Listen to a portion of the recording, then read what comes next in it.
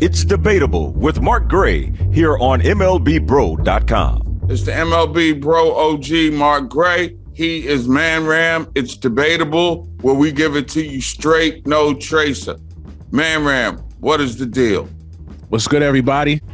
Kenny Williams, MLB Bro, world champion front office executive, had to have a closed-door meeting with all parties involved.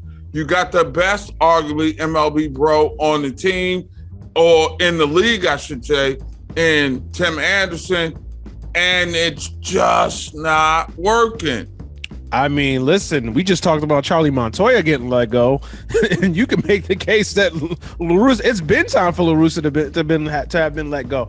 Listen, I'm not one of these guys that think because, I'm not an ageist. So to me, if you're 70-something years old, but you still got the sensibilities to relate with players of today, you can manage. I mean, listen, Buck Showalter ain't exactly 25 years old, but he's doing a hell of a job. Baker, exactly, but they're doing a hell of a job in their respective roles. So to me, the whole he's too old is nonsense to me.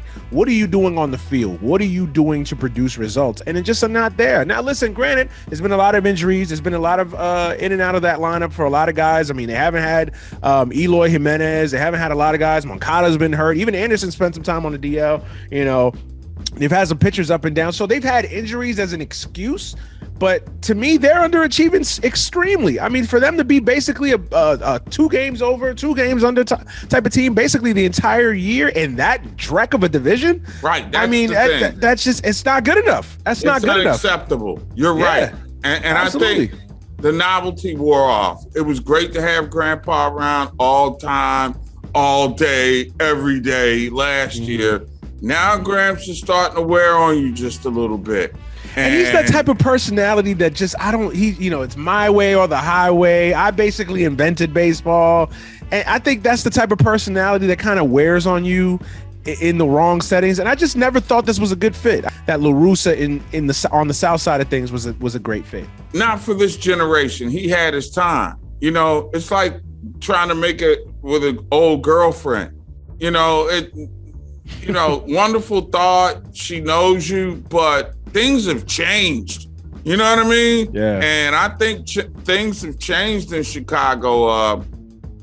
He's still speaking baby boomer to a group of, Gen Zers, and it's disconnecting. It's a new game, a new world order, and it's not flying. But again, another team who has paid big money in a big market, and it's just not working. And I'm surprised that they've listen. This has to be a Reinsdorf thing, where we all know Reinsdorf loves La Russa, but at some point, when do you pull the plug? I mean, again, we've had managers fired for far less, arguably, for far less disappointments, and La Russa's getting a little bit of a pass. I get that he's an icon, he's a legend, he's one of the greatest managers. Nothing will ever take that away. He's a Hall of Famer. He's a Hall of Famer already. He's in there. Right. There's no eugenics for the dugout.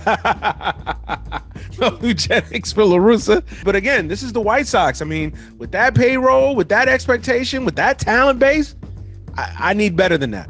This has been Debatable, and we'll be back to rock the mic again next week. Straight, no chaser. Deuces. MLBBro.com, covering Black and Brown Major League.